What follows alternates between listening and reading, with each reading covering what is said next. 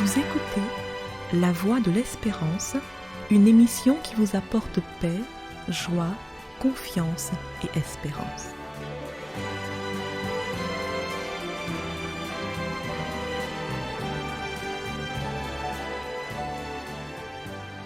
Bonjour la Guyane et bonjour à tous depuis la Guyane. Selon la foi, mais pas selon le ressenti. Pour la première chronique de cette nouvelle année, toute l'équipe de La Voix de l'Espérance vous présente ses vœux les meilleurs pour 2026. Nous vous souhaitons de vivre une année selon la foi et pas selon le ressenti. Dans les jours à venir, il y aura certainement des épreuves, des tentations, des difficultés. Il y aura aussi forcément au cours de l'année de très bons moments, des moments agréables. Pour les affronter, il faut se rappeler que le Christ s'est incarné. Un jour, il est venu parmi les hommes, il s'est fait homme, il est donc proche de l'homme et il comprend toute situation qui concerne l'être humain. C'est pour cela que la Bible nous fait savoir que Dieu pose des limites à l'action du mal dans la vie du croyant. Dans le livre de Job, nous découvrons un homme qui a été particulièrement harcelé, attaqué par l'ennemi de Dieu, par l'ennemi du bien. Mais ce qui retient notre attention, c'est que Dieu lui pose tout le temps des limites.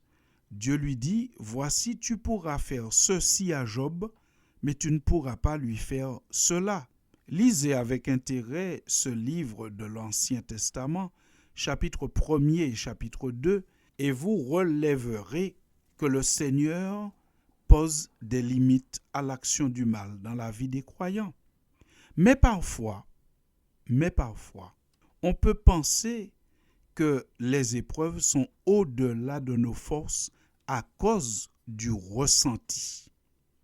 L'apôtre Paul a vécu cette expérience qu'il raconte dans sa deuxième lettre aux Corinthiens au chapitre 1er. Il parle d'une expérience fort désagréable qu'il a vécue en Asie et il dit qu'au cours de cette expérience, nous avons été excessivement accablés au-delà de nos forces, de telle sorte que nous désespérions même de conserver la vie. L'apôtre témoigne ici d'une situation où il pensait qu'il était accablé au-delà de ses forces. Il avait un ressenti de la situation qui lui permettait peut-être même de penser que ce qu'il vivait était trop fort pour lui. Mais en poursuivant le récit, il dit qu'il a été sauvé, délivré par le Seigneur. Autrement dit, c'est la preuve que Dieu ne l'avait pas abandonné et que l'épreuve n'était pas au-dessus de ses forces en réalité, mais le ressenti était tout autre. Jésus lui-même a expérimenté cela, puisque à un certain moment de son expérience terrestre, il dit « Mon Dieu, pourquoi m'as-tu abandonné ?» Cette phrase de Jésus est prononcée le jour de sa crucifixion, très exactement à 15 heures de l'après-midi, alors qu'il a été crucifié à 9 heures du matin. Cela signifie qu'il était cloué sur cette croix depuis 6 heures de temps. Et au bout de 6 heures, le ressenti, c'est que mon Dieu, pourquoi m'as-tu abandonné? En réalité, Dieu n'a pas abandonné Jésus, car Dieu n'abandonne jamais ses enfants, et encore moins le Christ. Cependant, le ressenti du moment lui a permis de prononcer cette phrase. C'est vrai que parfois, dans nos épreuves, on peut avoir l'impression que nous sommes débordés. Mais Jésus n'était pas abandonné puisqu'il n'est pas resté dans le tombeau, il est ressuscité le 3e jour. Et il vit et il règne aujourd'hui à la droite de Dieu. Nous savons, chers amis, qu'en météorologie, la température de l'air est mesurée avec un thermomètre ou une sonde qui est placée à environ 1,50 m du sol. Et ce thermomètre ou cette sonde, pour donner une bonne mesure, doit être placé dans un abri météorologique permettant la circulation de l'air, mais en protégeant le capteur des précipitations, des rayonnements du soleil ou d'une forte influence du vent. Mais vous savez que dans la réalité, nous ne vivons pas dans un abri météorologique. Nous vivons dans la rue, nous marchons dans la rue et dans nos maisons. Et c'est pour cela que lorsque nous écoutons le bulletin météorologique dans les pays froids, le présentateur dit toujours la température réelle, mais il prévient aussi que la température ressentie sera différente. Pourquoi? Parce que la température que nous ressentons dépend de plusieurs facteurs, tels que la vitesse du vent, tels que le rayonnement ou pas du soleil. Est-ce que nous sommes dans un endroit humide ou pas? Alors, ce qu'on ressent, le froid qu'on ressent ou la chaleur qu'on ressent parfois n'est pas toujours la réalité. Quand le taux d'humidité est trop élevé, on a l'impression de suffoquer. On a l'impression que la température est plus élevée qu'elle ne l'est en réalité.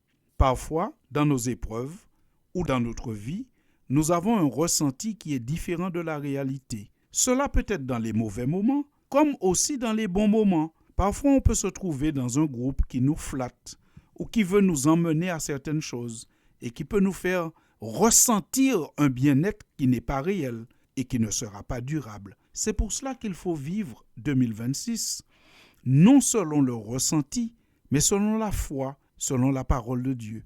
Et avec la foi, nous savons que Dieu n'abandonne jamais ses enfants et qu'il pose des limites à l'influence du mal dans la vie du croyant.